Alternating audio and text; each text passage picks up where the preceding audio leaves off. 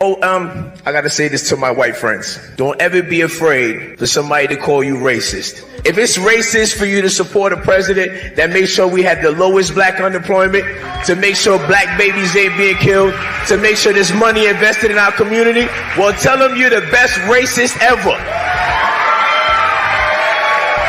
I mean, and somebody, please do me a favor. Can somebody tell Donald Trump how to be a racist? Because he's not doing a good job. Yo, Black Lives Matter! Actually, all lives matter. That's racist. Black Lives Matter! One day later. That's racist. All lives matter! There's $24 billion here and there, $500 million there. Some people want to be paid back, and members of the public are wondering, why are we suffering when you have all of this vast wealth? Those are legitimate concerns. Well, I think you're right about reparations in terms of if people want it, though, what they need to do is you always need to go back to the beginning of a supply chain. Where was the beginning of the supply chain? That was in Africa. And when... Ooh, that was an... Okay.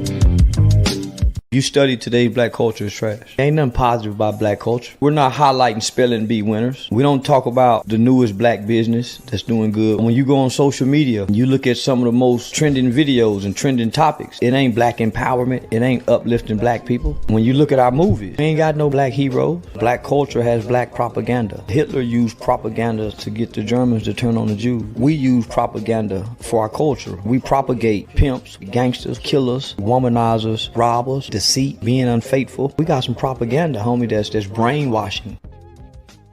I am a pastor. I'm a man of faith. I have a profound reverence for life. Well, I want to save your life. I have to respond to this very quick because he told me Black Lives Matter. And if you think about it, Senator, in Atlanta, Georgia, there's more black babies that is aborted than anything. So if Black Lives Matter, why are you not protecting those babies? And instead of aborting those babies, why are you not baptizing those babies?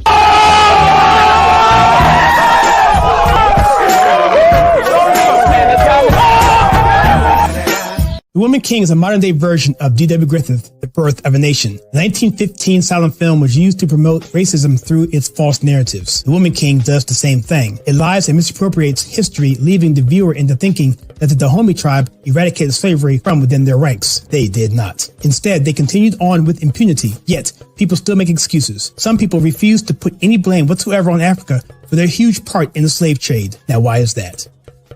Black Lives Matter! Oh, did you see the new Candace Owens film on BLM? Nah, man, you a sellout. Oh, you mean BLM raising nearly $80 million, but almost zero money going to the black community? Building several lavish multi-million-dollar properties in affluent all-white neighborhoods and investing $13 million in Wall Street? You mean that kind of a sellout? Oh, man, Black Lives Matter! Despite Roots' claim that during the heyday of the massive slave trade from West Africa to America, a white man was more likely to develop malaria in Africa than catch slaves. The average life expectancy of a white male in sub-Saharan Africa's interior at the time was less than a year. Men from Europe or the Western Hemisphere arrived on Africa's coast, bought slaves, and fled as quickly as they could. For the slave trade to be possible, they needed massive help from Africans. Because we do not want to be numbers, we will defend the value of the human being. Every single human being, because each of us has a unique genetic code that is unrepeatable. And like it or not, that is sacred. We will defend it. We will defend God, country, and family. For those things that disgust people so much, we will do it to defend our freedom. Because we will never be slaves and simple consumers at the mercy of financial speculators. Well, I think it's time we ask ourselves if we still know the freedoms that were intended for us by the founding fathers. Not too long ago, two friends of mine were talking to a Cuban refugee, a businessman who had escaped from Castro. And in the midst of his story, one of my friends turned to the other and said, "We don't know how lucky we are." And the Cuban stopped and said, "How lucky you are. I had some place to escape to." And in that sentence, he told us the entire story. If we lose freedom here, there's no place to escape to. This is the last stand on earth. This is what Reagan later meant by "we are a shining city on a hill."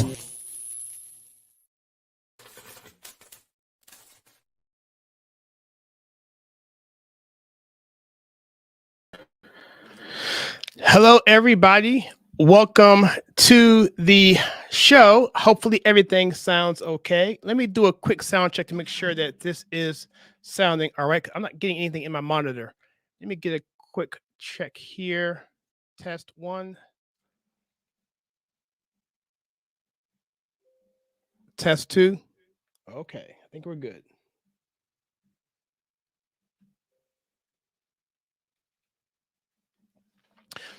All right, everybody. Welcome to the this is really a tribute to everyone who's helped me on this channel. Obviously, 100,000 subscribers is a big deal, but really to me, it's a accumulation of people who've supported me to allow me to even get this far without quitting. Because really, I started this thing roughly about 8 years ago. It was right around the election 2016. I did a prediction video, a live stream, and I called Trump to win. And I even called Michigan for him to win that. And so people seemed to like that. But then when he got elected, 2 years had passed, and in 2018, you guys may have remembered there was a thing called the Walk Away movement or the Walk Away campaign. Brandon Strucker. And for him to do that made me want to contribute because it was something that was really happening all over the place. Even though I had personally walked away from the Democrat Party maybe 10 years prior to that. So that's why I didn't rush into actually doing that particular thing. But when I was at Gettysburg, I decided to go ahead and do it. I was in Pennsylvania. I decided to go ahead and do a video for the Walkaway campaign. And that was in that was in July of 2018. And I posted that video, which was absolutely horrible video that ended up getting about 6,000 views. I thought, wow, that's crazy. People are watching a video that I made, which is horrendously horrible. Go check it out. And then from there, I made a video. My wife and I went to go see a film by Dinesh D'Souza. And I did that video that ended up getting around 35,000 views. And this is only my third video.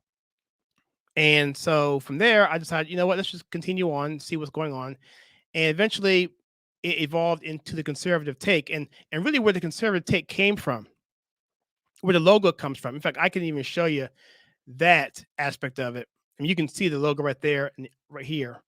In fact, let me just go ahead and change this logo out here so you can see it while I'm talking to it, reference it, just to kind of reflect on what this is really about. So you see the logo there, upper right hand corner there.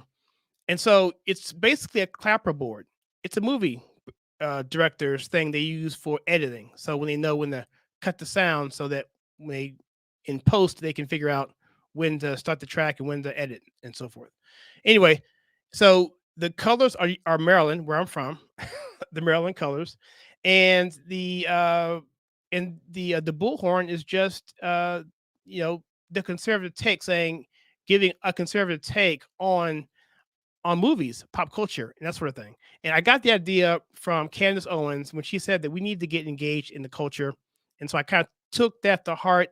But the conservative take was really a movie review section of my YouTube channel, which was just Kyle Suggs.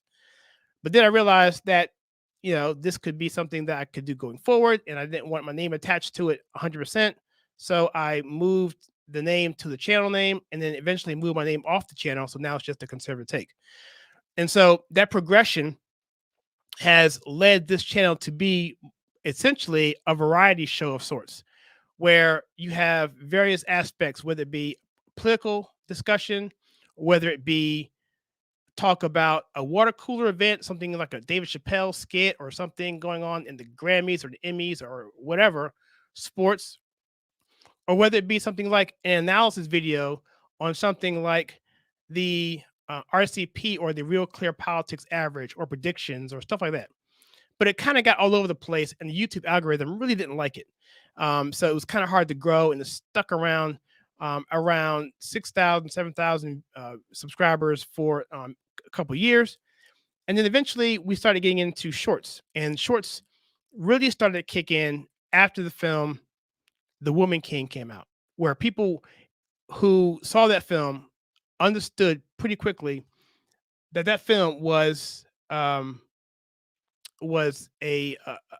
misappropriation of history, and it wasn't accurate, and it was trying to paint these people in Africa who were enslaving themselves and their people and doing tremendous atrocities to their people, and made them seem like they are some sort of angels, and to try to put forth a narrative that the brown people were doing great hunky-dory living life until the white man came over and took them and put them in slavery, which is so far from the truth. And so that just irritated me to high heaven. So I started a series called Africans Sold Other Africans into Slavery. And those series of shorts, and I did one long form video, really took off. And that kind of set the groundworks for more shorts, and that ended up being other things too, reactions and so forth. If I want to point to something else, I could point to Tom McDonald. He was a key instrument in this channel's growth, because Tom McDonald is a rapper who looks different. He talks about things that are topical. He's from Canada, but he came to America, and he's experiencing the American dream, and he's actually benefiting from that. And he wants to see America prosper because it's been the instrumental in saving his life from addiction and other things as well. So, and then we can talk about other things too, like that. So, but welcome to this particular program. It's live stream. It's at 1:33 a.m. Eastern time. We're right at 99,927. If things continue as they have been, we've been getting roughly around anywhere from 80 to 130 subscribers an hour. So I expect we will probably cross over that mark right around 2:00 a.m. At that point in time, I just want to take some questions, and maybe reflect on some more things as well.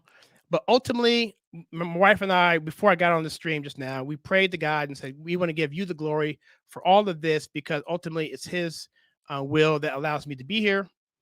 It gives me the clarity, the health, the ability, the technology to do this and to put forth this message.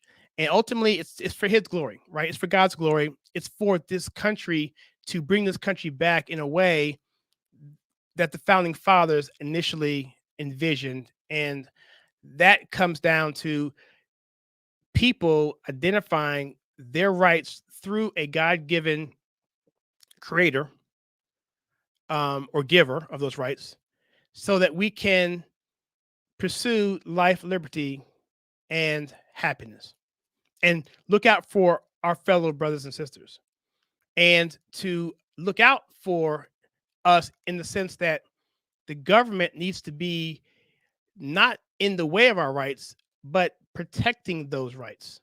And that's the premise of that. And if you want to bring it back into a biblical framework, we can talk about Christ talking about he'll build his church on his ecclesia, or community square. And that is something where that means we as people, like the founding father, Benjamin Rush, has said, it's our responsibility to look out for one another, because if we don't have a safe community, then we can't have liberty, because the government will become all of a sudden the adversary. And that's what the framers wanted. And that's what I want to help expound. And while I have you guys here, I'll say this real quickly as a quick plug. I am doing a free course called Biblical Citizenship in Modern America. It's through the Patriot Academy. I have a link here. I'm going to put up on the screen here. If you go to this website, you can actually sign up for free. It's through the Patriot Academy. That's Jeff Green and David Barton. And we go over for 8 weeks the Constitution. We go over the founding fathers. We go over principles and the biblical framework in which this country was actually built on, and how we can learn how to bring this country back through basic principles like faith and justice and education. And there's a way of doing that through a motto presented to us from the Pilgrims. It was actually erected in 1889, called the Matrix of Liberty. You may have heard of this particular monument. It's called the Monument of the Forefathers. I'm looking at a replica right now of this particular monument. It's beautiful. And we cover all these types of things. And as each person takes these classes, they learn, and then we share, and we end up taking this country back little by little. So before I go any further and keep talking, I'm going to take a quick sip of coffee. And I'm going to read some of these questions that are out here now, some of these comments. If you have any comments here, please share them. If you don't want them to go on the screen to be seen by everybody, then just put asterisk by it or say, private, and I won't put it on the screen. And let me just see who's in the chat here and acknowledge everyone here as we go forward. Really early on, we have a lot of people in chat chatting today. Travis Rankin said he's in here. He was in here way before. He said, "I love it, man. It's how it's supposed to be, because I say that I think, but I'm just speaking the truth and life." Okay, let me put this up on the screen here. So he says here, "I love it, man. You tell it how it's supposed to be, because if I say they think I'm being racist or whatever, but I'm just speaking the truth in life, man, and that way we don't blind people." So I think what he's saying is that if I can say things because of the color of my skin, that I can kind of get away with some things, and sometimes I can, but and it's a shame how freedom of speech has been restricted so much in this country that people are afraid to say anything. And so when people who are within the so-called victim class of whatever issue you're talking about, whether it be, I don't know, whether it be, let's say, poverty, or whether it be police intervention, or whether it be environmentalism, or whatever it is, or as long as you are in that particular protected class, you can speak on it, as long as you think the way that the narrative from the left wants you to speak. If you don't, then all of a sudden you're an outsider, you're Uncle Tom. But if you're a white person, well, then that's the worst thing. So I can get away with it to a point, but I just get called Uncle Tom. They can't discredit me because I don't look like them. They just say, "Well, you're an anomaly. You are a exception. You're not a typical model. You're just someone who's just someone we can ignore and discredit." He also says here, because there's too slavery going on, people dying over there in Africa. It's bad, man. It's bad. Yeah, maybe a nice vacation part. They don't see it. A lot of things people don't have really in this country is perspective. A lot of times people don't go other places around the world. I've never been to Africa, but I have been to Europe. I have been to Brazil. I've been to all over the Caribbean. And those countries, particularly Brazil and the Caribbean, are very poor. And when you come back and you see America, our poorest people are so wealthy by comparison. I was in Brazil building a church down there about 15, 20 years ago, about 22 years ago. And there we saw kids running in packs. Some of them had no clothes, no shoes, most of them, and no parents anywhere to be found, and just living in shack huts carved out of little hillsides because the heat's so bad. So there's nowhere to live. So they just carve out caves essentially, and they just run around begging for money and protect themselves by running in little herds. That's unheard of here in America, and brownouts all the time in these countries. But that's unheard of here in most parts of this country. And it's just ridiculous how people don't have that perspective. And this guy here, what he's saying here, it is bad, but Americans just feel like their worldview is only tied to this country, and that they feel that we are the cause of other countries' problems. But in fact, the matter, we are the one country in many cases around the world who's actually been the one to stand up for these countries so they could be free, to the point to where they are broken away from various tyrannical systems. And people don't understand that or see that. This person here's nothing fancy, just us. Says, "I'm really happy I found your channel. I hate how current corrupt regime propagates segregation, division. You are a refreshing voice that trounces this evil. Well, I thank you so much. Nothing fancy. I'm glad you found this channel. And, I just, I just want to just be truthful and have the perspective that is um, easily to be absorbed. I'm not going to hit you over the head with stuff that's over the top, um, kind of rhetoric, but just practical, pragmatist observations and facts I come up with that are tied into a biblical worldview, because I feel ultimately that's where I feel safe, in that kind of frame, because I feel like that way I can defend my positions because I'm basing it on biblical principles, and the founding fathers felt the same way. Travis also says my ancestors were brought up being sleepy. It sucks because today I feel like we are all sleeves. Maybe it says slaves, and people don't even know how many white Africans are over there. Yes, in fact, Malcolm X actually discovered that when he went to Mecca, and he over there, and he decided to change courses in his direction of where he was coming from in terms of his Nation of Islam allegiances, because they were teaching that white people were blue-eyed devils, and he realized, hey, other Muslims over here were blue-eyed and they're white, but they're also Muslims, and we love each other, and that doesn't make sense. So he began to change from seeing that perspective. He looked down on the Americans. We go over there because they feel like they don't want to help us go, and it's not like there's really helping the problem that's still existing over. Yeah, I appreciate these. Yep, and Mark Jackson's on. Mark, I told you get here, Kyle. Congrats and hello, chat. Mark goes back to the very beginning. I consider him one of a dear friend, even though I never met him. But he's been in a circle for many years, and he's been a moderator for us many years.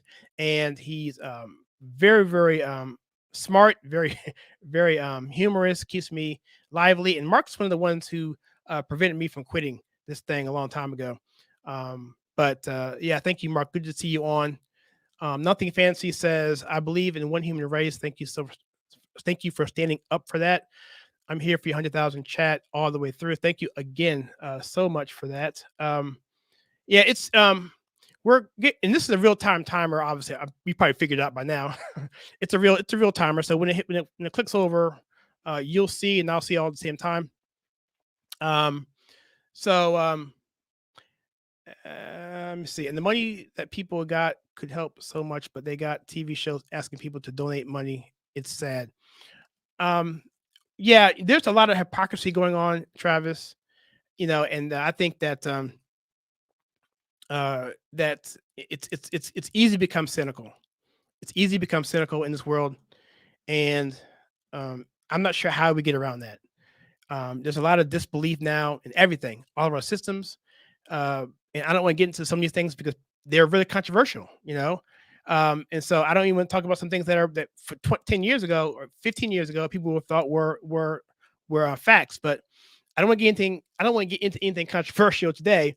But my point is that cynicism is definitely a problem, and I think people asking for money and not doing stuff with it the proper way helps to foster that attitude. Yep, I do too. People are spreading the word. Okay, because the internet and technology we got. Mark here says, not only this has been going on for a long time, word of mouth and helping. If you can get people to do it, invest them, helps word of mouth. Definitely. Worked before electricity, works on turbo for better or worse. Now with you say the internet and technology. Wow, a lot of chats here. Let me jump to what Nancy has to say here. I'm sorry, nothing fancy, sorry. Just us. Kyle, I've been pretty much bedridden since November 9th, 2023. Okay, I will be in prayer for that. I was taken to the ER on December 19th, 2023 with hours to live. Wow.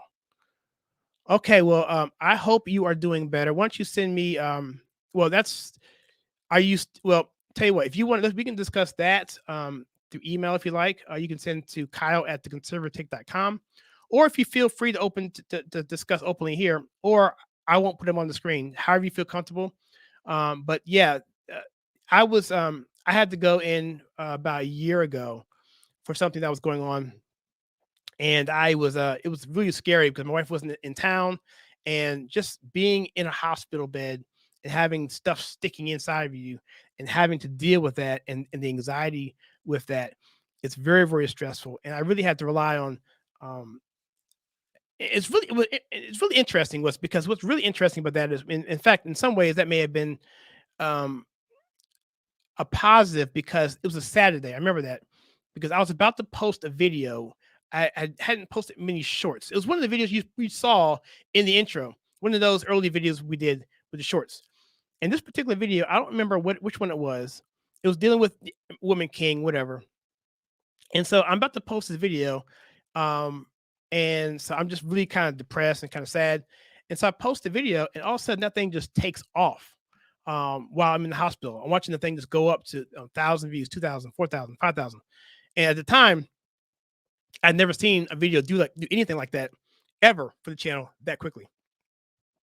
And so I think looking back on it, in some ways, God may have been telling me, number one, you can start doing this more, and number two, to change my mood and to be with me in a way to help me feel less anxious, because I was now focused on the video progress versus what the doctor was going to say about my prognosis. Ended up being fine, everything, but it was one of those kind of things where it was a really scary moment, and being alone is really scary. So nothing fancy, just us. I definitely am with you there. I will be praying for that. If you want to send anything to me, just send me an email at kyle@theconservativetake.com or my wife Alexis@conservativetake.com if you want to talk to if you don't talk to, I'm assuming you're a female. I don't know if you are or not. If you're a female, you can email my wife Alexis@theconservativetake.com, and she's really good with this kind of stuff too. Or just email me as well. We can definitely discuss and talk and pray and all those things as well. So he said, "This is how you found you." Okay, that's really cool. Thank you. Blue skies and fair seas to you and yours. We're getting close, guys. We're 10 away. So it took almost dying to find you. Wow. Yeah, I got to think about that for a second. That's really, really crazy how God works. With that in mind, nothing fancy. I'm going to put up our VIP members. These are people who are our current members on the channel. Many of these people have been on here for as many as 6 years. No, 5 years, because we didn't have it as early as 6 years. But these people here, these guys are awesome. Thank you so much. We're 9 away. Incredible. Thank you guys for hanging out with me. This is historic, and part of this is because I do this is because right now it's January 26, 2024. But once it's on the internet, it's going to stay out there, as long as the internet's around, right? And so my kids could watch this later, my grandkids could watch this later, and so this is part of the reason why I'm doing it. And I'll tell a quick story here real quickly. That growing up in DC, I'm a big Redskins fan, by the way, if you guys didn't know that already. In the time when the Redskins were actually really, really good.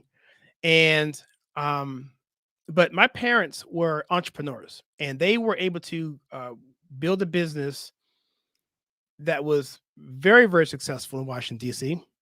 And I was able to work for them, and I saw them grow the business from, let's say 78 all the way out to the mid 90s when it was really doing well as well. And to see the effort that went into that behind the scenes, the various things, and hearing the stories after the fact of what they had to go through to even secure the loan to get the business is very, very meant a lot to me. And so this sort of thing here allows me to give something to my kids. Not that 100,000 is earth shattering, but for me, it's a big deal for me for many reasons, because many of the things that I've been told people I was starting this channel, many of my family members don't know I even have a channel, which is sad. I can't share this with them because they don't understand the content when I'm sharing. They don't agree with it. So it's kind of sad and depressing in that kind of way. So I'm hoping in some ways maybe they'll stumble across it and see it and maybe understand. But when you can't share the success with your family members, it's really hard. And So that's part of the reason why I'm doing this as well, to share with people that I do know care about what's going on. So yeah, so nothing fancy. That's an incredible thing you just said there. I'm gonna go through these pretty quickly, with the last 5 are coming through. Okay. Yeah, you put your. I won't put your address up there on the travel. I keep your address off the screen there. Um, I posted that. You let me know things happen in a bad situation. Yes, thank you for that. That's so true.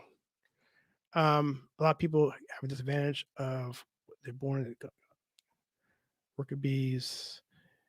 Yep. And Mark Jackson says, nothing fancy, glad to hear it. You can only deal with what's in front of you. Might as well do it with a glad heart. Great advice there. Okay, so you are okay, James. All right, so thank you, James. I sometimes you don't when these names you don't know if they're male or female, and I want to make sure I address you properly. So awesome, James. Thank you so much for that. Let me just read some of these first before I actually put them up. I don't want to put anything up that you don't want to see. I almost put up an address. I don't want to do that. Let me see. I just learned so much off the internet. Yes, it's true, but you have to know what is fake, what is phony, what's pyramid scheme. It comes with having to do homework. Yeah, and I think wasn't there someone who said at one point that that when dealing with a certain thing that they want to put you in your body, that you shouldn't do research. You should just trust the science. I mean, the narratives that come out of the left are just absolutely ridiculous. Looks like we have a new member here. Let me click this on the screen here. So I want to thank. How can I show this on the screen? I can't show this up. Well, looks like we have a new member, Jay Smith. Thank you so much for that. By the way, if you were to become a member on the YouTube in particular, we also have locals as well. If you go over to Rumble, you can join there. It's different content. Rumble and locals are going to be stuff you can't hear on YouTube. The YouTube stuff is just extra stuff. Like we do sound checks. I do blooper reels. I have an 18-part series for the biblical citizenship in modern America. Sort of what I was going to do before, what I'm going to do in February. If you go to the Kyle Suggs site, let me show that real quick on the screen real quickly again. For those of you just getting on. This particular, if you go there, classes.kylesuggs.com, you can sign up for a free class. It's called Biblical Citizenship in Modern America through the Patriot Academy, Rick Green and David Barton. But if you're a member, you'll get that access. I do a review or I do a reaction to those, and I get into deeper study of that book. But we got through about half of it. Didn't get to finish it because of some copyright issues with I was showing the actual video, and I don't think they like that. So, but that's out there now. And there's also a sponsors level, which I do a monthly analytical video where I show you the tracking, the scope of the channel, what we're trying to do. We talk about metrics, the growth of the social media aspects, True Social, Rumble, and now Instagram, which is we started back up again because Instagram got taken from us. We actually lost our account a couple years ago. Now Instagram is back again, so that's actually we're on Instagram again. If you go to, let me put this up here so you can see it. It's at the bottom here. You'll see it scroll through Instagram. This is all of our social media for the most part. And so yeah, so that's where we are. Thank you for that membership so much. I don't know why I can't put it up on the screen. That's really weird. I should be able to do that. Oh, here it is. Okay, here it is. Okay, there we go. Thank you, Jay Smith. Awesome. Yeah. 99 cents a month. Yeah, that's our rate. $1 a month. And that's never going to change. We'll keep that there. But yeah, thank you so much for that. And let me see. Mark says this here. I don't want to miss the when we get to now it can change real fast from 5.7 to 100,000 really quickly. So I'm gonna haul off the comments here and kind of just watch until it finally flips over. So Mark says, and Kyle, you have a nod for a reason here. Keep in mind the comments for the contest brother I know banned me on my broken record. Okay. See what happened there? YouTube does that. It actually corrects a lot of times. It pulls numbers down. It does this a lot of times before big numbers. So yeah, this is not the first time it does that. And so it'll go from 960, 962. So what the algorithm is doing is trying to figure out what is real and what's not. And if it's not real, or they think it's not real, they will pull back that particular subscription until they can verify it. So in the analytics, you'll see it may say 100,000 now in the back end, but you won't see this part until it's actually affirmed by the actual metrics that they use to verify IP addresses and other things too. So we'll see. I guess we were going to go over it. Now we're not. So it's going to take a few more minutes, I guess. Yes, I love that verse, Mr. Witness Fitness. Perfect. That is something that's something that really got me through for a long time. When I was really doing, I had a back in the 90s, I had a website. It was called livingforever.net, and it was an apologetics type website where we did a lot of stuff with apologetics and prayer and things like that for people who could, email us. We would pray over them, or there was something dealing with prophecy, particularly with Israel. Back then, I was more a dispensationalist when it came time to end times. I'm not so much anymore, but I don't argue with those who are dispensationalists. I think it's interesting and fascinating. Both models, post and pre-trib, very fascinating. Eschatology is a really, really cool subject. I was very dogmatic then, but not so much anymore. But this verse here helped get me through, because it really wasn't about people not liking me. It was the messenger. And I'm sorry, it's the person who, it was Christ, right? So they really hate him versus, the person who's giving the messenger. So I appreciate that, Witness Fitness. Nothing fancy, just us says, I'm a 51-year-old male who is a combat veteran who also grew up in the faith. Well, thank you for your service, sir. I can only imagine. I would imagine you was probably Afghanistan. I'd imagine. I can imagine that's probably where you were serving, and or it could have been Grenada. Who knows? I mean, you're about my age, so yeah. So, but thank you for your service, and I just feel for the enlisted people who are there now. And even though I'm not a fan of Joe Biden at all, I would like for him to have wisdom before sending our troops into harm's way for particularly a globalist agenda. I'm not about that, guys. Not at all. No problem there. Yeah, I mean, I'm glad you're doing as much as you can, because I tell you, man, as much as you're typing, I would be messing up words left and right. There's no way I could type as fast as you're typing now and not mess up a lot of words. Oh, limit. Okay, I didn't realize that. I'm just kind of trying to go back to some of these texts here. I'm trying to screen them first. Okay, Jay Smith says, congratulations on 100,000 K. I'm glad you're doing good, and I like watching your videos. Yeah, I think that's I think that's America, I guess, or UM, I imagine. That's a Unicode.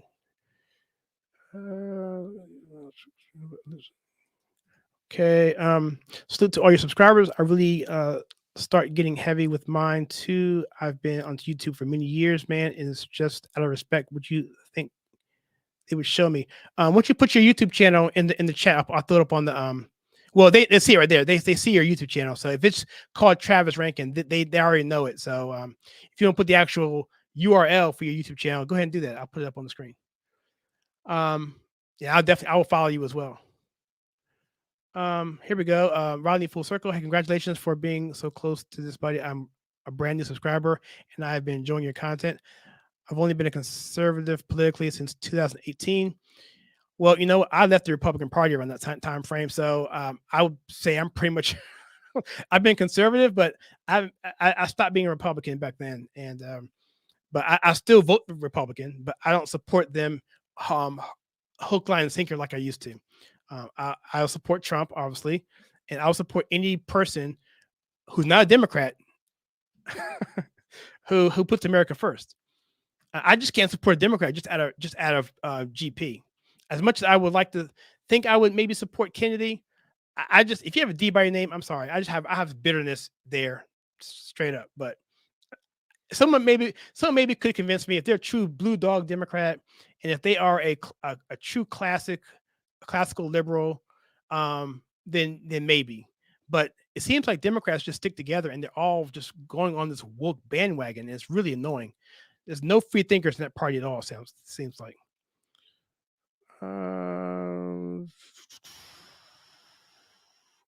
Just looking through this stuff. Yep, our Constitution is definitely under attack. Yep, that is true there too. Absolutely MAGA. I am MAGA all the way. And if you go back and look at this channel, you'll see the videos I have. It's pretty on the nose. Yeah, I think, and really, Trump is one thing, but Trump is just he's not MAGA, right? MAGA is what a MAGA is, and MAGA has been around before Trump. Trump just adopted it as a political strategy, and he took it to another level. And so, but it existed before him. I mean, Ross Perot was one of the first ones to really come out and talk about NAFTA and things like that. And there are other people, even Forbes back in the day was talking about it. Herman Cain to a greater extent. Newt Gingrich to a lesser extent. But I think Trump kind of brings it all together. Plus his bravado, his pop culture status. He brought it all together in a vehicle that could push it forward better than just about anybody. So that's why I think Trump is the way he is. And because he's just cool. He's always been cool to me. As an entrepreneur, he was just in the 80s, he was just a man. I mean, he was a man. Come on. Let me see here. He says here, this country isn't something else. I know there are vigils. Well, I thank you for that. I'm really trying. We're fighting for the good fight and speaks out against the corruptions of this tyranny. Yes, that's kind of how I feel, dude. I mean, I feel the more voices, the better. And I just think a pragmatic approach, not being too hardcore on some of the things to push too many away, because I didn't mention this in this channel, but I was a hardcore Democrat. I mean, I was a hardcore racist, black, militant, college Marxist, more or less. Even though I had come out of a Christian high school, but I was put in the direction of secular humanism in such a way that I didn't even recognize it for what it was until much later in life. But I did know that my buddies in my little circles, you had little pockets. You had little African heads who thought about, Grand Nubian and back to Africa and Egypt and all of these sorts of things, the Benin Empire and that kind of stuff. Then you had people who were just, trying to blame the white man for whatever it was and not trying to be accountable for anything. And then you had people who were just naturalists who didn't want to have anything to do with anything political, but by all means weren't thinking about anything spiritual at all or anything of that nature. And the point was, they all had their own separate ideas, and some of them were good, some of them weren't, but none of them all agreed. A lot of them were conflicting with one another. And I was like, well, if you're saying one thing over here and you're saying one thing over here, how do we know what's true? And I basically have to go back to my biblical foundation to say that the Bible is what's true. And that ultimately is what helped me get out of that, not to mention 9/11, which helped me to see things in a much clearer, broader picture. If that makes any sense. It might not. Okay, Jay Smith says here, Trump brought peace to the Middle East and made Russia and North Korea bow down to him and building the biggest border war in history. America First, Trump 2024. Yes, he did a lot. I mean, his speech he gave in Poland too. He doesn't get a lot of credit for that speech either. That speech he gave in Poland was incredible. But yeah, he's totally a pragmatist, right? He doesn't have the interests of globalism, and globalism, as we know, is about making money, it's profit, and it's driven through various entities. And he wasn't driven by that. He wasn't driven by that sort of thing. And so the wars didn't make sense to him. and why NAFTA wasn't paying him money or paying us money. Why were we fitting the bill to these organizations and these countries to keep them safe, and they could have and they basically have a good society because they aren't paying their people welfare or civil or set asides or welfare programs because they're being subsidized by America.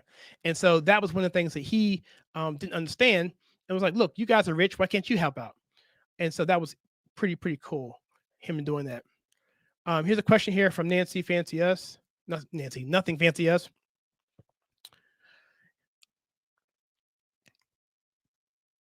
Oh, you know what? Well, the question is it possible? So that in and of itself means yes, it is possible. Is it likely? Not so much. I will point to two movies for you to look at or watch. One is called The Distinguished Gentleman. It's with Eddie Murphy. He's a con man who goes to DC to be a con man, but he gets caught up in a situation where he has to use his con skills to actually be beneficial. Really good movie. Shows a lot of interesting things behind the scenes. It's a comedy, but being in DC for many years and being on the Hill and being around that atmosphere, I kind of saw that kind of stuff happening a lot. So, but then that's the first movie. The second movie I would say would be Mr. Smith Goes to Washington, 1939, Frank Capra film. Jimmy Stewart, which by the way, Jimmy Stewart, I just realized it was an absolute war hero. I mean, I got to do a story on Jimmy Stewart. I just found this article on him, but that movie, Mr. Smith Goes to Washington, it's about a local who goes to DC to help his community because I'm assuming it was something like a stoplight he was not there or some kind of town ordinance that he couldn't address locally. So he went to DC to make a change for his citizens back in his home district. And of course, he gets caught up in some corruption, and it's the battle between will he get with the swamp and play ball, or will he basically risk his career and maybe even his life for what's the right thing. And if you know anything about Frank Capra, he also directed It Happened One Night. He directed It's a Wonderful Life. He's an absolute patriot. If you look at his story too, you'll see. So you kind of guess where that film goes. But those two films show the challenges of going into politics and having to be confronted with the whole swamp and being corrupted. But to answer your question, it's possible, but I don't think it's very likely at all. Personally, I've been involved at the Republican Party. I was the young Republican chair in my county. I was the national committee man for the national convention in 2018, I believe. It was a split convention, very bitter convention. Treasury for the North Carolina Republican Party. I was on the executive committee. I voted unanimously to that position. I was appointed by Speaker of the House to be on a oversight committee for computers in North Carolina. And that's just a little bit of stuff I've done in the political parties. And I've ran two campaigns, two state campaigns for General Assembly. We lost both times, but it was interesting to go through that process. And been through many political trainings and stuff like that. So I've seen a lot. So I what I'm saying here has some authority to it. So it's not like I'm just talking outside of my body here. But I do feel it's very difficult to do that. And things I've seen in the political scheme and the political landscape behind the scenes is really disconcerting.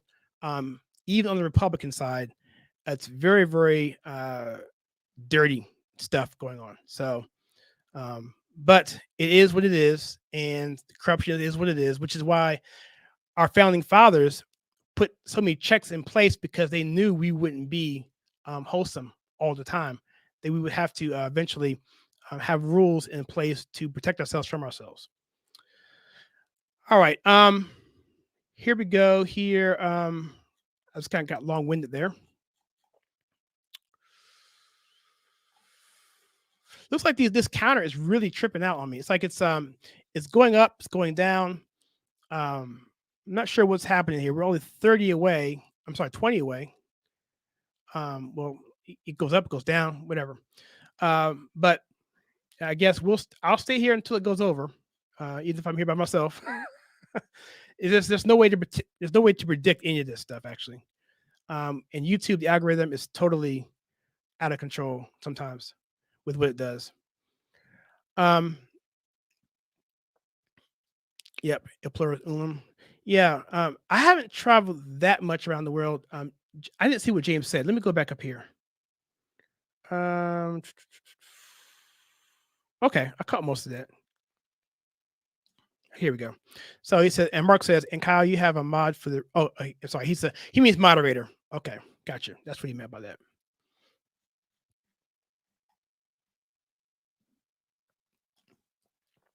Stepped away for a moment to check my own post about keeping in time with the comments.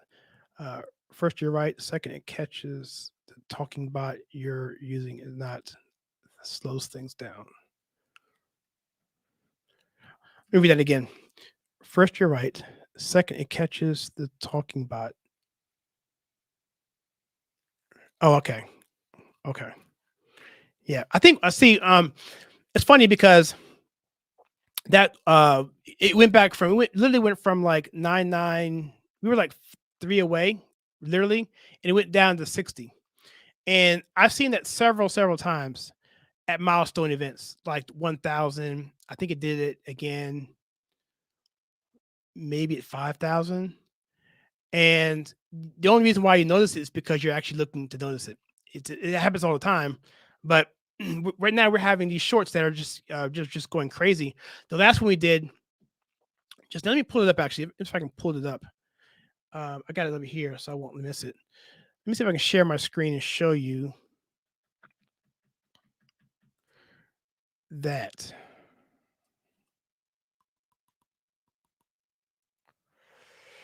Where's my window? Let's do this. Let's do that.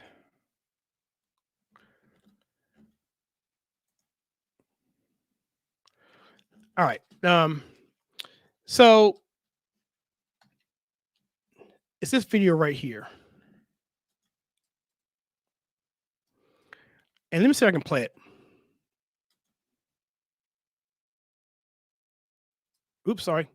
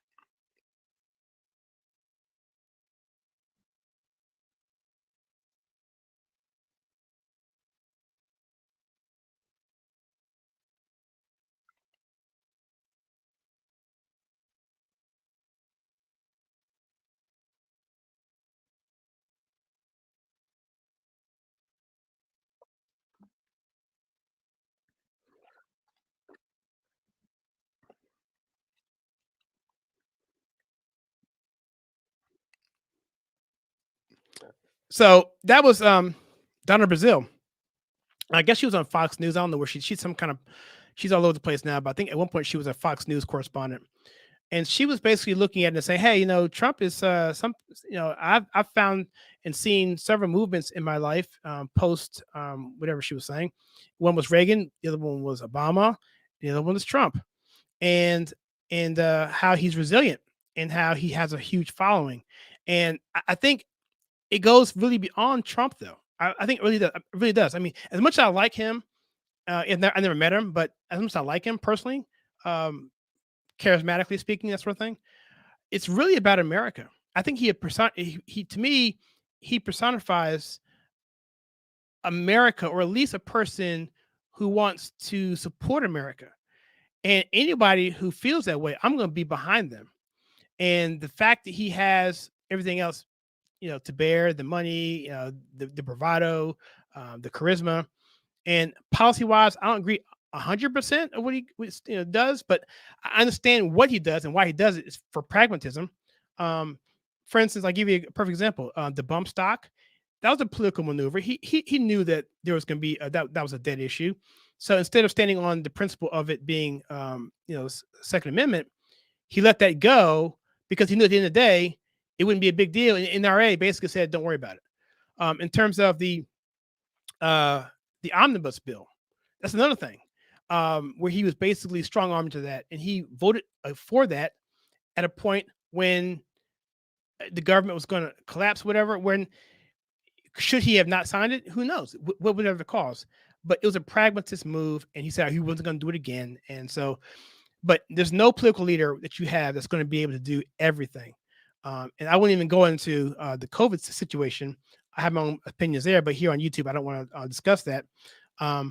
But Trump is basically, he is an old school kind of guy. He's a guy who is a throwback to, like, John Huston, John Ford, these old Western directors, and John Wayne, and these people who are just manly men, the Steve McQueens of the world, where they were just like, look, we're going to be men, and we're going to do what we feel is right, and we're going to stand in the gap for people who can't. One of my favorite movies of all time, I love talking movies, by the way. I can talk movies all day, especially old movies. Is a movie called High Noon. It's with Gary Cooper. And I like talking about this film because here's a film where a guy who is the sheriff of his town, and I don't want to spoil it, but it's a really good film. He's a sheriff of his town, and some bad guys are coming into town. Really, really, really, really bad guys. And so he has until high noon to get his people together and set up a defense against that. And guess what? And without spoiling anything, if you want to spoil it, turn the volume down. He tries to find anybody to help him. His deputies, his sheriffs, his sheriff deputies, anybody, any able-bodied person. I think he even asks women to help him at one point. Kids, not kids, but I don't remember if he asked kids, but anybody, the barber, the blacksmith, whomever, none of them would help him. And what do you do? Did Gary Cooper say, you know what? I'm not going to, I can't do this. I can't take on these guys. These guys are deadly killers. There's no way I can do this. What did he do? He went by himself. No one was there to support him, but he stood on that by himself because that was the right thing to do. And to me, I get choked up about that because I draw that analogy to other leaders that we've had, not just Trump, but other leaders who put their lives on the line for some things they feel are absolutely necessary. You look at our founding fathers, what they gave up, what John Adams gave up, what George Washington gave up, what Benjamin Rush gave up, what James Otis Jr. gave up,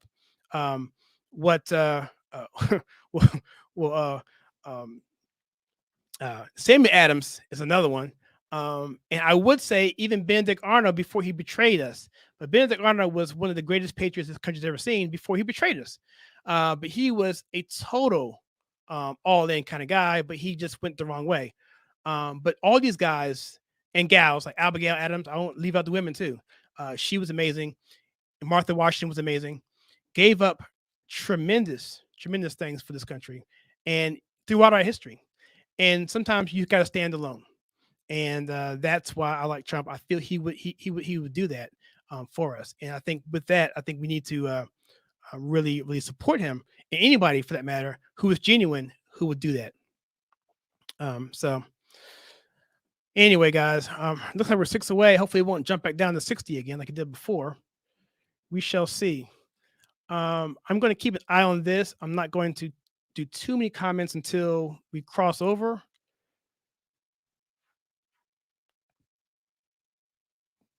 Let me see. But to your point, I'm sorry, I missed the first one. The Guns of Navarone and Lawrence of Arabia stand out to me. I saw Lawrence of Arabia, Lawrence Olivier, right? And Guns of Navarone, I have not seen. And Mark, just so you know, in case you didn't know this, there's a book out there called 1001 Movies You Must See Before You Die. And for about 3 or 4 years, I was going through movies to watch as many of those I could. I literally watched about 400 movies in about 3 years of old films going back to 1920s, the black and white films. And Lawrence of Arabia was one of the films on that list, and I saw it. I thought it was fantastic. It was long. I need to watch it again, but I don't remember the context into what that meant. But he said here, excuse me, but to your point about going it alone on Trump, I like this one. And then God asked, "Whom shall I send? Who will go for us?" And I said, "I am here. Send me." Yep. I tell you, man, I just love High Noon. I just think it's just the coolest film. If you like the movie or the TV series 24, the cool thing about High Noon is that it's almost in real time.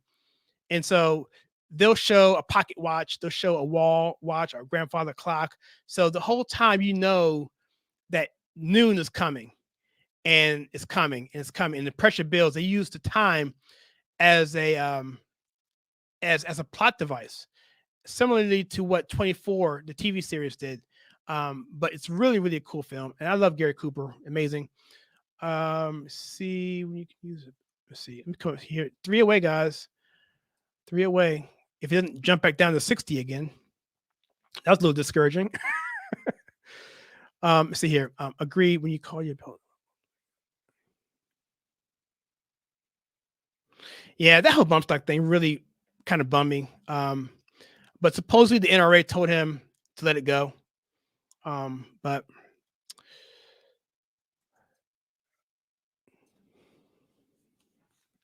two away. I got some stuff queued up here. I want to put up here so when it does happen, I can actually got some stuff here. Play some music here.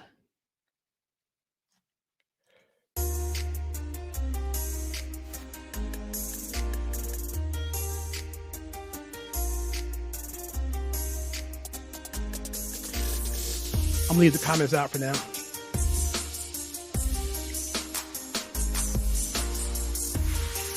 Well, again, guys, it's 2:23 in the morning. We're 2 subscribers away from 100,000. Super duper cool. We're streaming right now on Rumble. We're streaming on X. We're streaming on Facebook, on both my Facebook channels, my personal channel for private people, for the Facebook Facebook Conservative Take channel. There we go, going backwards again. Channel, and also what else is streaming on? I think that's it. Let's go to some more comments because YouTube is kind of doing this thing here. Thank you, Wagon Master. Appreciate that. Is Wagon Master? Is that a? I just read this too loud. Let me turn the music down. So is Wagon Master? Is that dealing with? Is that wagon in terms of Western wagons, or is it what kind of reference does that have? I'm just curious. Check comments here.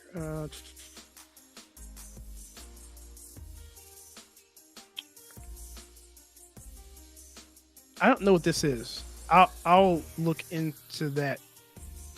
Mark, you have any idea what that is? I'd never heard of that. Goes on to say here.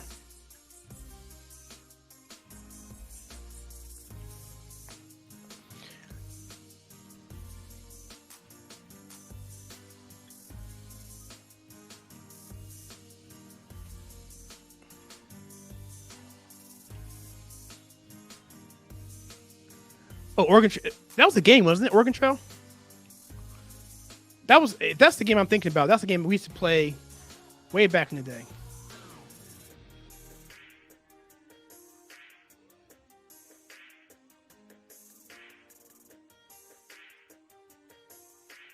Oh, here we go. Wow, look at that. That's crazy. I didn't stand for the ball drop. I'm saying for the 100,000 these real numbers. Unlike votes of dead people for Biden. How about that? That's about right.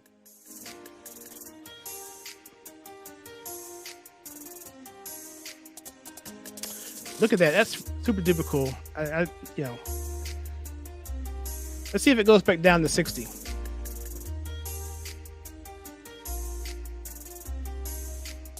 There we go. There it goes. Let's see if it goes a little higher, because if it does, that would be cool. Let me take a screenshot here. Take a screenshot. Oh, there we go. Pretty neat. So thanks everyone. This is awesome, super duper cool.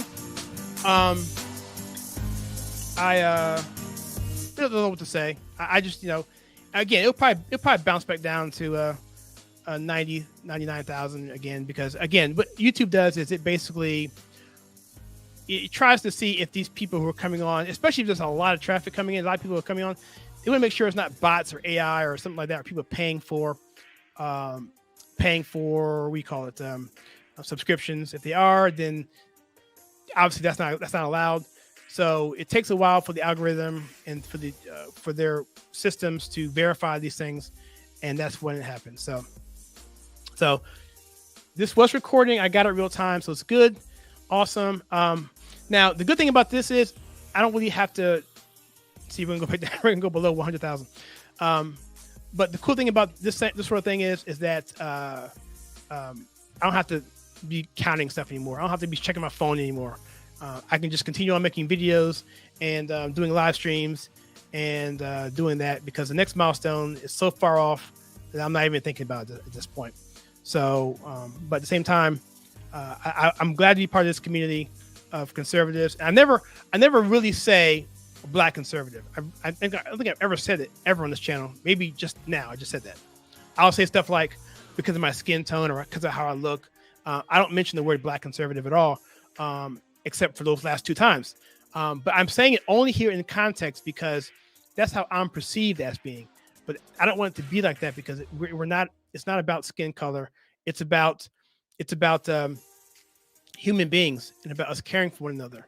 Again, I go back to Benjamin Rush, a founding father, who says we need to be taking care of each other, because we're the ones who are going to be the ones protecting us from a tyrannical government.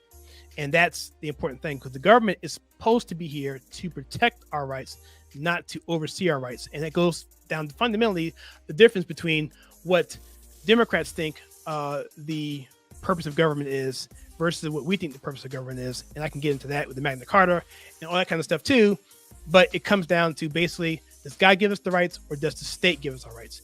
And as far as statism is concerned, I'm not about that at all, because all that leads to is corruption and tyranny, and it leads to democracy, which is mob rule. So every time I hear the word democracy, I just want to puke, because we're not a democracy. And a democracy is the worst thing you want. It's the worst thing you want. What we have is a constitutional republic. That's what we have.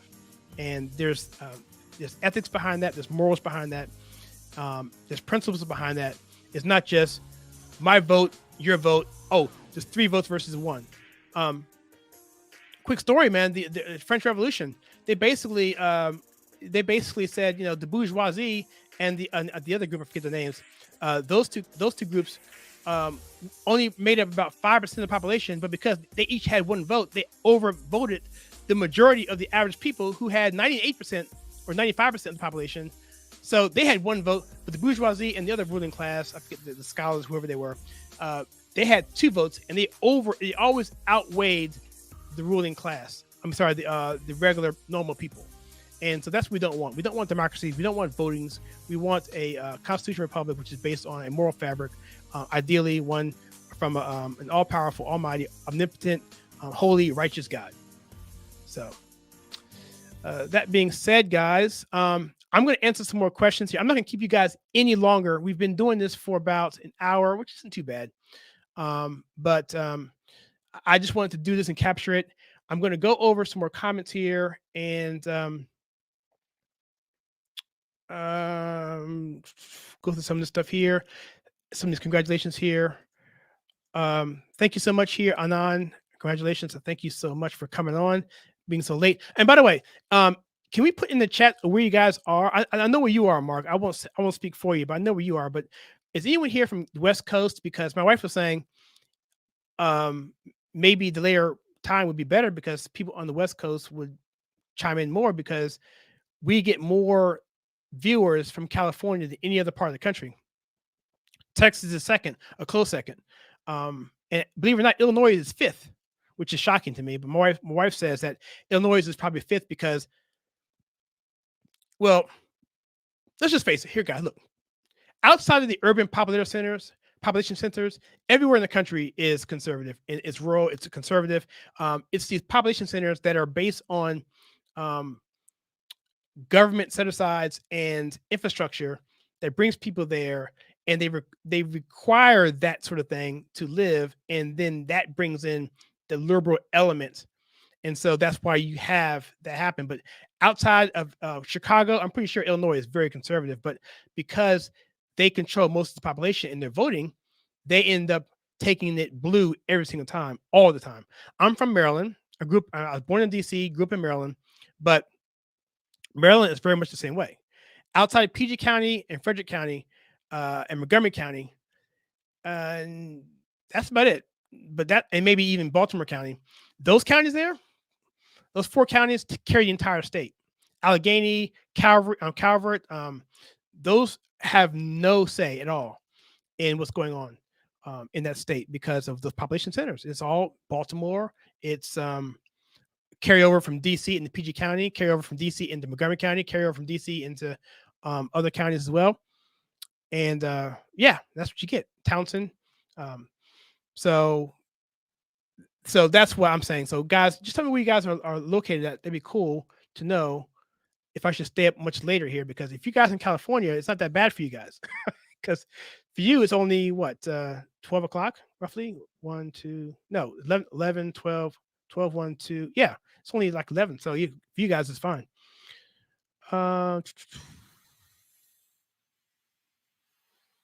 Thanks again. I'm gonna go through this really quickly, guys. I'm just put up on the screen. Into the road. Also, God bless you. Thank you, you too. And I'll be praying for you as well, for what's going on there. And thank you again for your service. Hey, man, it's bounced.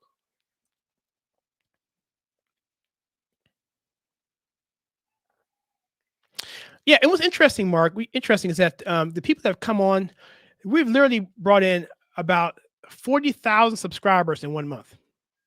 And so what's happened is the channel has changed from long form content to maybe shorts feature content. And I'm still trying to marry those two, and YouTube still doesn't have a really good way of getting those two to talk to each other. There are some ways of doing it, but so I want to service the people who've been here from the very beginning, who are seeing some long form content, which is why I do a reaction video on Friday. I do a reaction video tomorrow. Usually it's it was a Tom McDonald video or a Bryson Gray video or something like that, but it will be some sort of reaction video, maybe to a Thomas Sowell, something that I can just do. That's Friday reactions. On Monday, it's usually a recap or a wild card video, which is basically geared for something that could be experimental, that I want to just try out for change, or do another reaction video. It's not a short. Shorts are only going to be on Tuesdays and Thursdays. 2 of those a day on Tuesdays and Thursdays. 2 shorts on Sunday, 2 shorts on Saturday. Total of 8 shorts per week, and 1 live stream per week at least. On Saturday, I do a the Kyle Suggs Show on Rumble only and X only, where I talk about some things that are more political, things that YouTube really doesn't want you to talk about. Not too over the top, but it's still, it is what it is. And once a month, I'll have a video with Kira Bowlby, which we were going to do last week, but she was in DC for the March for Life. So we didn't get a chance to do that. And we were going to do it tomorrow, but I was afraid the live stream would intersect, because I thought this would happen tomorrow night. It actually happened about 24 hours earlier than I thought. So there is that. And the last announcement I have for you guys is we're starting a podcast. And let's see if I can pull this guy up for you guys. Podcastle. Do I have it up here? Let me share this with you and show you. I don't know if it will do that. Maybe it will. All right, I'm going to share this for you guys for a second, so I can talk over it. So, how does that look? Okay, that's good enough. So this is a podcast that we're going to be starting in the first week in March. So we're going to do our first filming or taping on Monday, myself and Greg. A good friend of mine. He thinks like I do. This is going to be a old school podcast regarding sports. Tons of material to talk about. and it should be fun because I stopped watching the NFL. I stopped watching baseball. I stopped watching hockey. I stopped watching women's basketball. I used to love women's basketball, believe it or not. Women's college and even pros. Um, I know it's embarrassing, but I did. I liked the spacing. I liked the athleticism. I liked the fact that they couldn't dunk because even the layup to the lane it's exciting because they could miss. Um, and they weren't playing and one ball like ISO ball. They were playing decent team ball. Not anymore. Now they're all woke, ridiculous. This was terrible. So I don't watch basketball anymore. And so this is my sports outlet. We're going to tape this show, and we're going to be half-hour shows every week. And topics like, is NFL too soft? Is LeBron James, well, this is going to be a ton on LeBron James. Is he a sellout? It's like Malcolm X calls people like him. Is, what's going on with, let's say, the Olympics coming up, or even like stuff like old school baseball, like, like Ty Cobb, talk about him, or Babe Ruth, or some of these older school people, Mickey Mantle, who played a game a certain way, and how we don't see that type of game play today. I'll give another example. If you're a Steelers fan, the image of Mean Joe Green carrying Lynn Swann after he got pummeled by the Raiders in I guess the AFC Championship game, and he turned around 2 weeks later and became MVP of the Super Bowl. That kind of stuff, those kind of stories. He played football in semi-pro football. I didn't play football like that, but I I managed the scoreboard at my school, North Carolina A&T, for a while, and just loved sports, and did a lot of coaching, Little League and AAU for a little bit. So yeah, so this should be cool. So that's something for you guys to look for. It's going to be podcast on YouTube. It's going to be on Spotify, Apple, and Google Podcast. And so that's something for you guys to look out for. And I'll say one more thing. I want you guys to sign up for this if you can. Again, it's 8-week class. It's called the Biblical Citizenship in Modern America. And actually, I'm going to pull that up for you guys to take a look at it. I'm going to pull up the Patriot Academy and let you guys see this because it's really, really cool. I really want to promote this. Get rid of this. I got to log in. Let's make me okay. That's not bad. That's not bad. Okay, let's do this. So I'm gonna show you the actual. I'm gonna show you the book that we're gonna be using. That's not it. That's not it either. Let me go back to my. Well, I'm kind of messing this thing up here. Let me class materials. Okay, here we go. And let me see. Here we go.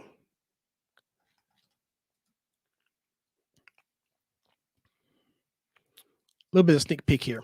So this here is going to be the book that you would get. And so you get a digital book, and we go through this, and they actually give you another book called The Constitution as Amended.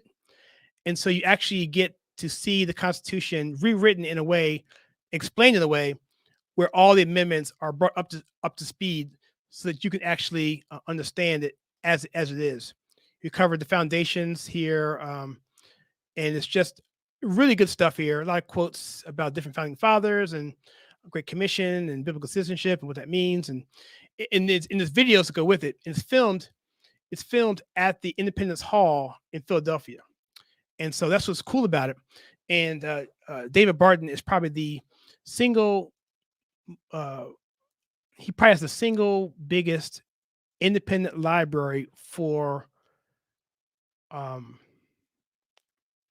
early American artifacts, going back to the Pilgrims all the way up to the Declaration, the Bill of Rights, and a little bit beyond that. So anyway, I'll plug that enough.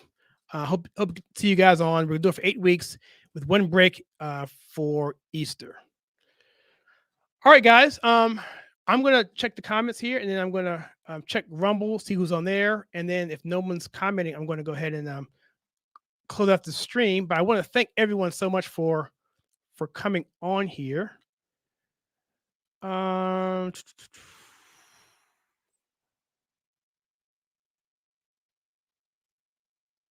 Yeah, that's true. So, if y'all had seen how angry, yeah, we did a video on that, how they were really upset, and it's funny how blacks are being treated in a country that they've helped build, that we all helped build, but blacks too.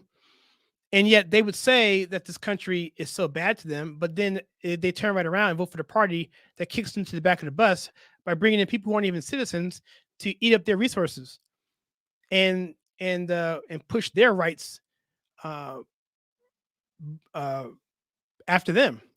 And it's just, to me, and I think some people are finally catching on to that. And I know in New York City, they're having rallies, having Trump rallies in the Bronx. Are you kidding me? So let me see here. That's right. That's kind of personal. I won't put that on the screen there, Mark. I'll keep that private for you.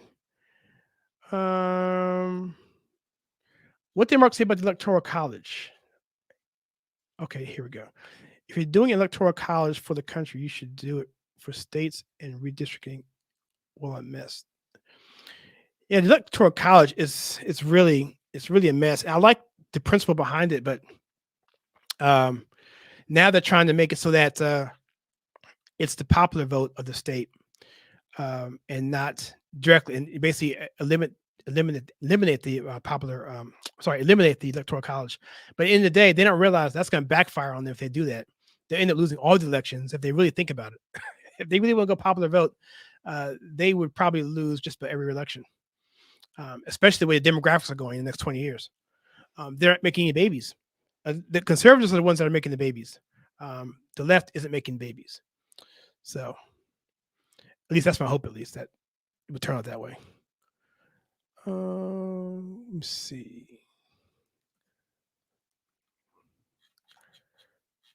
There's a bunch of comments here, guys. Thank you for talking here. Mark says, funny story. Granddad was the first Marines in World War II. Dad was Navy Vietnam.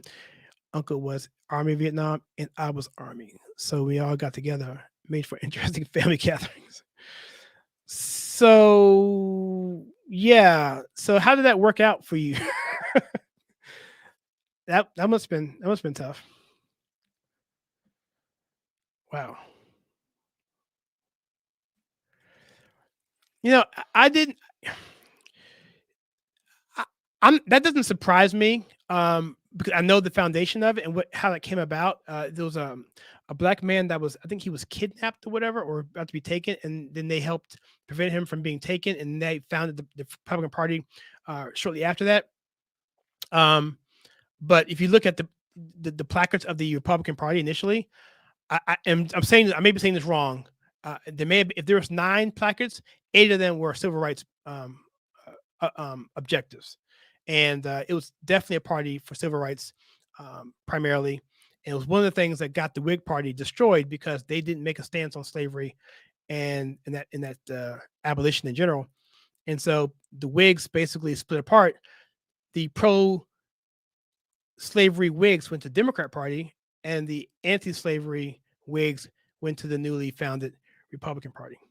So interesting stuff there. And by the way, guys, I have a bunch of little stuff here. I have a bunch of little trinkets, a bunch of founding fathers here that I look at. You probably don't care about this, but I got a bunch of these things here on my desk. I have a George Washington, I have a Hamilton, I have John Adams, John Hancock, a bunch of stuff to remind me of everything. I have a paperweight that my aunt gave me, Abraham Lincoln paperweight, which I wish was here right now. It's in my office. I mean, it's in my room, in my house, but I'm going to be using that to help remind me of how great this country is, and the sacrifices that were done for us to be sitting here right now, wherever we are. Oh, you're in Miami? Okay. See, in Florida, Miami, I believe.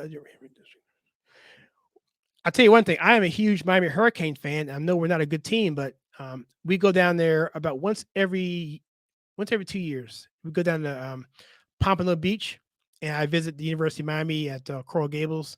I love going down there. And I know the Cuban influence down there is definitely a conservative community, for sure.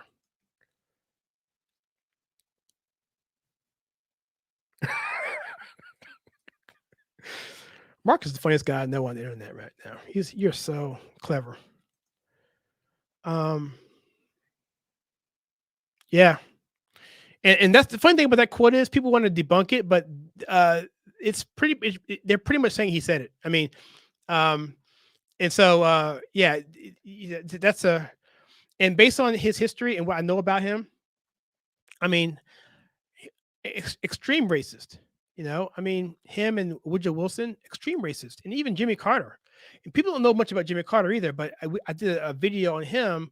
If you go back and look at a video we did about 5 years ago, it was called "The Southern Strategy is a Myth," I believe, and it was the follow up to the party has never switched video, and I go back and talk about Reagan, his campaign against Carter, and how they want to blame Reagan. I might get my facts wrong here, for speaking at a Ku Klux Klan town, speaking at a rally where there was a Ku Klux Klan rally happening. When in actuality, the rally was like 20 miles down the road, but they ignored the fact that Jimmy Carter literally did the same thing about a year prior. And so just the disparity, even back then in the 80s and the 70s, the lying media is just they have no shame whatsoever. Let's see, let's keep going here. See, I'm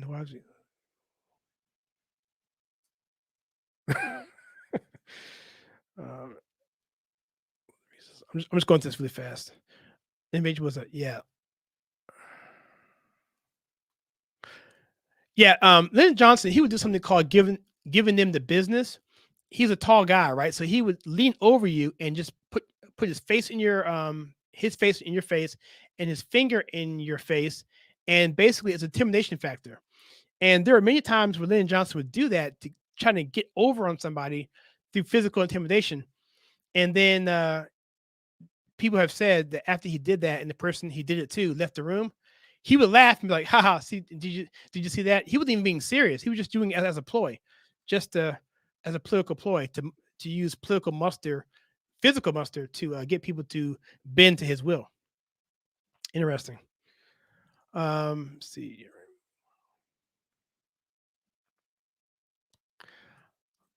And yeah, live streams. Live streams it's where you can really get in trouble, say the wrong thing but the good thing about live streams is that you can actually go in and actually edit them out after the fact.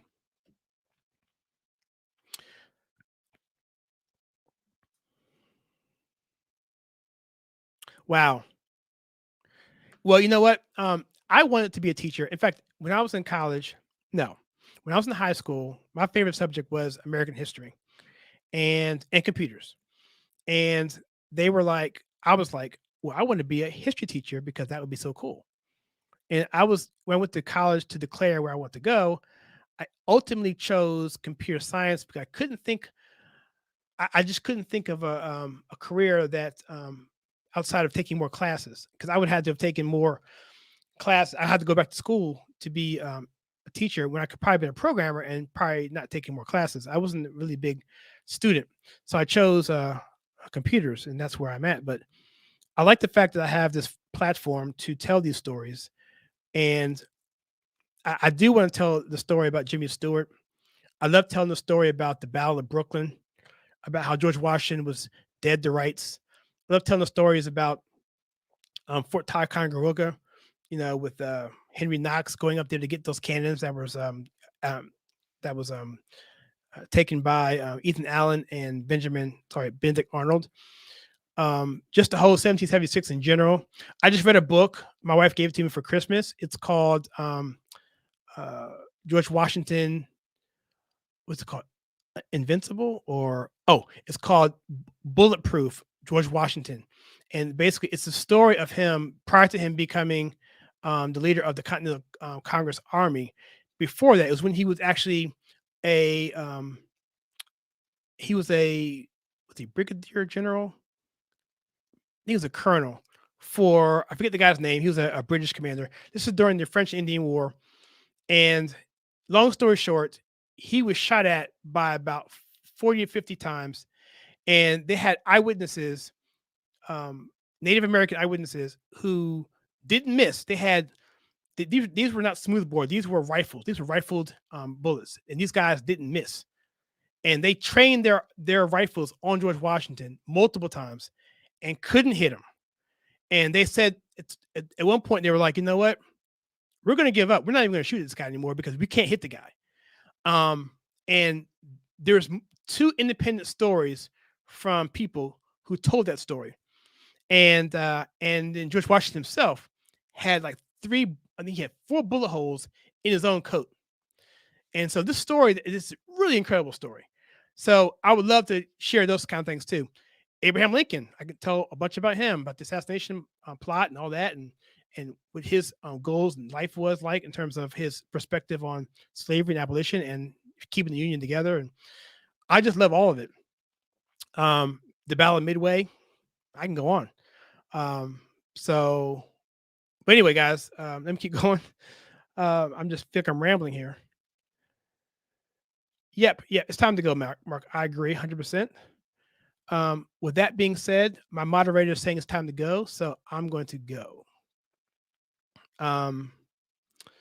So thanks everyone so much. We're closing this at 1:31:35 roughly at about 2:53 a.m. Eastern time. Yes. Dude, man, check out my video. It's old, but it's called the Parties Never Switched. I need to redo that video, but there's a lot of good information there. I researched it really, really heavily, but even now, there's still more I can do on it. So, all right, guys, that's the last comment. Good night, everybody. Thank you so much. And lastly, I'm going to put this banner up here for my members. I'm going to go over to Rumble and see if anyone's on there. If they are, I'm going to answer some questions there, and that will be the end of this. And then we'll go over to X2 just to check if anyone's on X commenting. There may be. And let me see the Rumble chat here, 29 viewers. There are no comments there. So I'm going to go over to X, see if I can see anything there. Go to my profile. We're streaming. No comments there. And let's go over to Facebook. Check that real quickly. I want to make sure everyone is heard if they're on this platform today. So my channel here.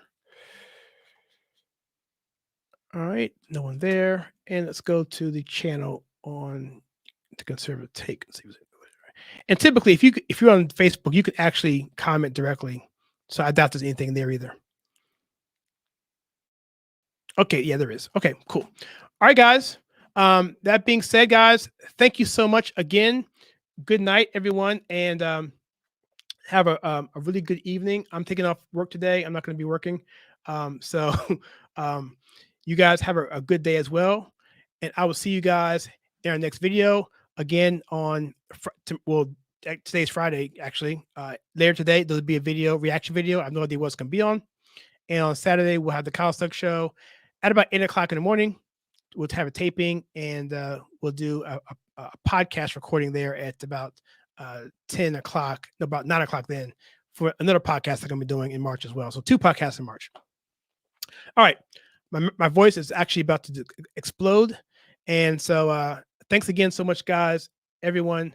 God bless you. I love you. Thank you for coming on, sharing this special time with me. I give the honor and praise to God alone for the glory. And thank you for him for doing this, allowing me to do this. And let's hope this continues.